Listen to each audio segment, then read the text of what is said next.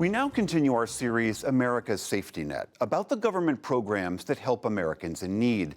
Tonight, we look at the pandemic, when lawmakers dramatically but temporarily expanded the social safety net, including more money for families with children. Amna Nawaz and producer Sam Lane report on how the impacts of those changes are still being felt and debated to this day. Some days are better than others, but it can be pretty overwhelming. Her family of 5 can stretch 35-year-old Daphne Chapman pretty thin. The responsibility as a parent is on you to provide food, clothes, water, gas. Providing for 13-year-old Whitney, 5-year-old Rowan, and 3-year-old twins, Trinity and Legacy, in their hometown of Ville Platte, Louisiana, is a challenge. Of the town's 6,200 residents, more than 40% live in poverty. In this rural area, we don't have access to much. Ville Platte has been called the state's poorest town, and it's where Chapman has spent most of her life. Back in early 2020, Chapman was working at a local community college, a job she loved. She was also pregnant with the twins. And then the COVID-19 outbreak as a global pandemic. Its biggest one-day jump in both new cases and deaths. Widespread economic damage is becoming clearer. As the nation shut down, Chapman lost her job. The best way I could explain it is that it felt like someone took my air. What do you do? How do you provide for your family? You don't. You're choosing between making sure you have lights or making sure you have food. You're robbing Peter to pay Paul, and eventually Paul runs out, and Peter. So you're left with nothing. Chapman resorted to selling things around the house, books, jewelry, pictures, just to make ends meet. She developed anxiety and panic attacks. Her kids, especially Whitney, started feeling the stress too. You can see in her eyes that she felt like, I can't help my mom and my mom can't help me right now. Thank you for being here. Then in March of 2021, President Biden signed the American Rescue Plan. The nearly $2 trillion relief package, passed with only Democratic votes, extended unemployment benefits, sent stimulus checks to individuals, ramped up food stamps and housing assistance, and significantly expanded the federal child tax credit, or CTC. Pre-pandemic, that credit gave parents up to $2,000 per child. It came with an earnings requirement and was paid in one lump sum at tax time. But the rescue plan raised the credit to $3,600 per child under 6 and to $3,000 for kids under 18. Half the amount came in monthly payments. And for the first time, even parents with no taxable income were eligible for the full amount. It was like I was able to come up for a little air. Would you say that the benefits kind of took care of all your problems? I wouldn't say it took care of all of them, but it took care of enough for me not to worry as much. Families across the country felt that relief. Laura Douglas lives with her husband and 2 kids in southern Minnesota. Their younger son, Daxton, has a rare condition that causes seizure-like episodes, so sometimes Laura has to miss work. I might be out of work for 2 weeks and I've already used all my PTO. That's hundreds of dollars not coming into our account to cover our bills. The CTC payment started before Daxton turned 1. That was nice to know that there would be money if I had to stay home due to being sick or if he was sick. It was nice to have that security. In 2021, the national child poverty rate dropped to its lowest level on record, 5.2%, down from almost 10% in 2020. The poverty gap between white children and children of color also shrank dramatically. The Census Bureau estimated that in total, the CTC expansion lifted more than 2 million children out of poverty. I think in a policy sense, that's a resounding success. Bradley Hardy is a professor of public policy at Georgetown University.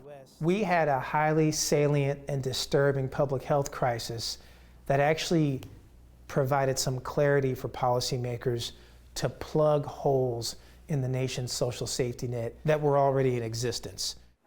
Research from Hardy and his colleagues found the CTC expansion had the greatest impact in states with low costs of living and high poverty rates, states like Louisiana. Nearly every single child in the state of Louisiana, an estimated 94%, benefited from the expansion of the child tax credit. According to one study, the state saw a 56% decline in child poverty.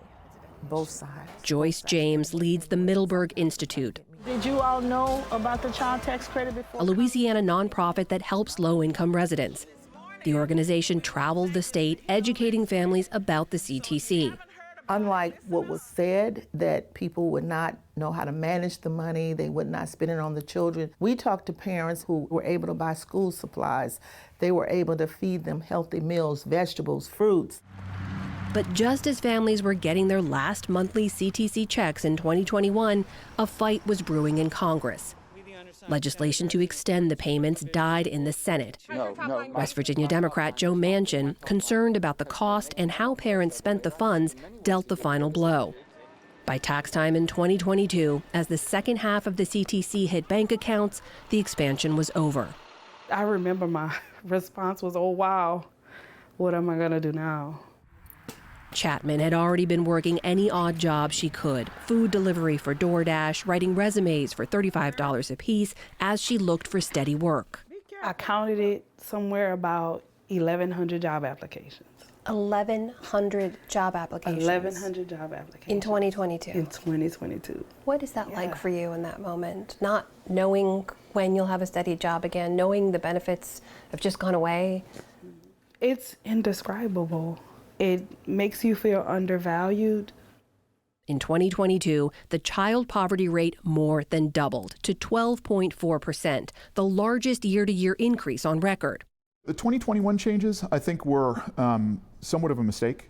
Matt Weidinger is a senior fellow at the Conservative American Enterprise Institute. He says even when child poverty rebounded in 2022, it was still below pre-pandemic levels. We have continued to make strides. We obviously didn't make as many strides as when the government was literally forcing cash, into families' pockets in the name of pandemic relief, but the progress against poverty has continued over time. Weidinger argues the key problem was making the CTC available to those with no taxable income. Democrats in 2021 said, let's just eliminate any connection of this benefit with work and say everybody gets the same benefit no matter what. That eliminates a work requirement, and in effect, it revives a welfare system that was eliminated a generation ago. I think it's appropriate that benefits like the CTC that have always been connected to work remain connected to work. But some experts and advocates say the 2021 CTC didn't discourage work at all. Some of the families actually were working 2 or 3 jobs when getting the child tax credit and still did not make enough money to take care of the children. The CTC expansion was also problematic, Matt Weidinger says, because of its cost. During the pandemic, government policy was designed to spend money, which, by the way, was all added to the deficit, all borrowed from the future, and families will have to repay with higher taxes, interest, and inflation in the future. I think we have to think about the cost of doing nothing. We have this long body of social science evidence that these investments in children lead to improved educational outcomes, health outcomes, higher incomes in adulthood.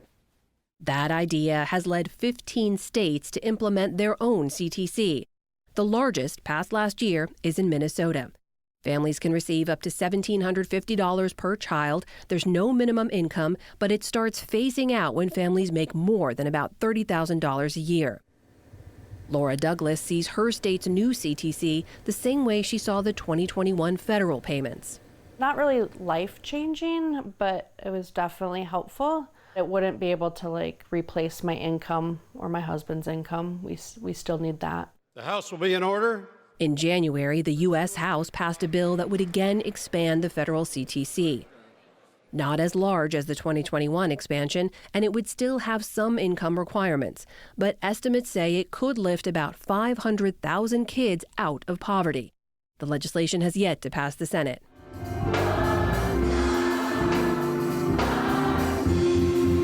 Meanwhile, Daphne Chapman is keeping her faith that she can keep providing for her family.